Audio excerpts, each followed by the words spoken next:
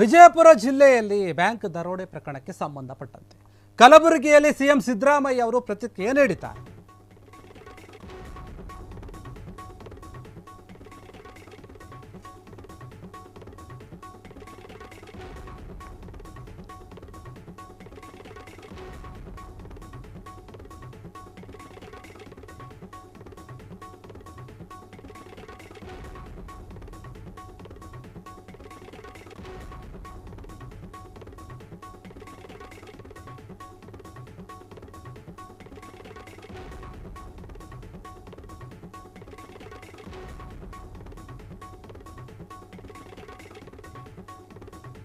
ವಿಜಯಪುರದಲ್ಲಿ ಏನು ಬ್ಯಾಂಕ್ ಒಂದು ದರೋಡೆ ಆಗಿತ್ತು ಆ ಒಂದು ಪ್ರಕರಣಕ್ಕೆ ಸಂಬಂಧಪಟ್ಟಂತೆ ಕಲಬುರಗಿಯಲ್ಲಿ ಸಿಎಂ ಸಿದ್ದರಾಮಯ್ಯ ಅವರು ಹೇಳಿಕೆಯನ್ನು ನೀಡಿರ್ಬೋದು.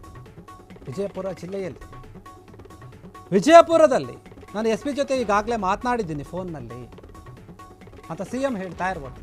ಯಾಕಂದರೆ ಅಪರಾಧಿಗಳ ಒಂದು ಕಾರು ಕೂಡ ಪತ್ತೆಯಾಗಿದೆ. ಈಗ ಎಸ್ ಪಿ ಜೊತೆ ನಾನು ಈಗಾಗಲೇ ಮಾತನಾಡಿದ್ದೀನಿ, ಅವರು ಹೇಳಿದ್ದಾರೆ ನನಗೆ ಅಪರಾಧಿಗಳ ಕಾರು ಸಿಕ್ಕಿದೆ, ಪತ್ತೆಯಾಗಿದೆ. ಅಪರಾಧಿಗಳನ್ನು ಕೂಡಲೇ ಪತ್ತೆ ಮಾಡುವಂತೆ ನಾನು ಈಗಾಗಲೇ ಹೇಳಿದ್ದೀನಿ, ಅವರಿಗೆ ಮಾಹಿತಿಯನ್ನು ಕೊಟ್ಟಿದ್ದೀನಿ. ಹೀಗಾಗಿ ಈ ಒಂದು ಪ್ರಕರಣಕ್ಕೆ ಸಂಬಂಧಪಟ್ಟಂತೆ ಆದಷ್ಟು ಬೇಗ ಅವರನ್ನು ಹಿಡಿತಾರೆ ಪೊಲೀಸರು ಅಂತ ಹೇಳಿ ಸಿಎಂ ಸಿದ್ದರಾಮಯ್ಯ ಅವರು ಕಲಬುರಗಿಯಲ್ಲಿ ಪ್ರತಿಕ್ರಿಯೆಯನ್ನು ನೀಡಿರುವಂಥದ್ದು. ಕಾರು ಪತ್ತೆಯಾಗಿದೆ, ಕೂಡಲೇ ಅವ್ರನ್ನ ಯಾರು ಅಪರಾಧಿಗಳಿದ್ದಾರೆ ಅವ್ರನ್ನ ಟ್ರೇಸ್ ಮಾಡಬೇಕು ಅಂತ ಹೇಳಿದ್ರು. ಬಿಜಾಪುರದ ಎಸ್ ಪಿ ಫೋನ್ ಮಾಡಿ ಕೂಡಲೇ ಅವ್ರನ್ನ ಮಾಡಬೇಕು, ಮತ್ತೆ ಯಾರು ಈ ಅಧಿಕಾರಿಗಳನ್ನೆಲ್ಲ ಅಲರ್ಟ್ ಮಾಡ್ಲಿಕ್ಕೆ ಹೇಳಬೇಕು ಅಂತ ಹೇಳಿದ್ರು.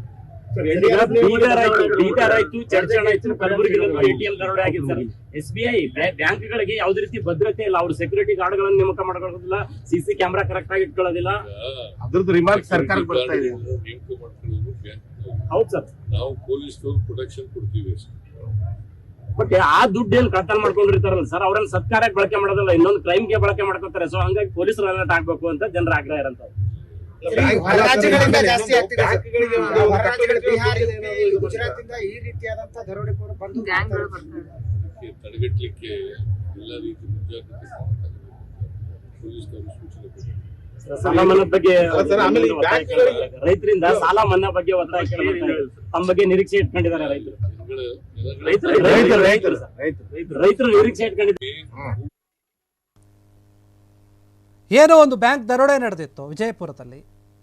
ಆ ಒಂದು ಬ್ಯಾಂಕ್ ದರೋಡೆಗೆ ಸಂಬಂಧಪಟ್ಟಂತೆ ಸಿಎಂ ಸಿದ್ದರಾಮಯ್ಯ ಅವರು ಮಾತನಾಡಿರುವಂಥದ್ದು. ವಿಜಯಪುರ ಎಸ್ ಪಿ ಜೊತೆ ಮಾತನಾಡಿದ್ದೀನಿ, ಅವರು ಕ್ರಮ ತೆಗೆದುಕೊಳ್ತಾರೆ. ಈಗಾಗಲೇ ಅಪರಾಧಿಗಳು ಬಳಸಿದಂತಹ ಒಂದು ಕಾರು ಕೂಡ ಸಿಕ್ಕಿದೆ, ನಮಗೆ ಪತ್ತೆ ಆಗಿದೆ ಪೊಲೀಸರಿಗೆ.